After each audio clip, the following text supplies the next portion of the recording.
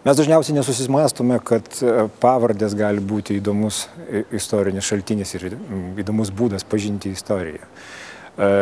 Pavardės Lietuvoje yra pakankamai naujas dalykas. Jos atsirado tik tai 16 amžiuje galutinai susiklosti ir tai tik pas bajorus. Valstiečių pavardės klostėsi jau 17 amžiuje ir klostėsi labai skirtingais keliais. Bajorų pavardės dažniausiai kilo iš lietuviškų vardų, o valstiečių pavardės dažniausiai iš pravardžių. Tos pavardės buvo pačios įvairiausios, bet toks vardų kontingentas nebuvo toks jau didelis. Tipiška valstiečių, ypač priklausomam valstiečiui pavardė dažniausiai kilo iš tokių vardų kaip Mižuikis, Šuduikis ir panašiai.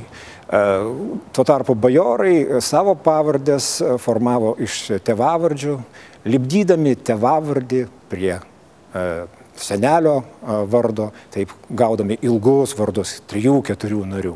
Iš šitų vardų mes dažniausiai sužinome bajorų genealogiją.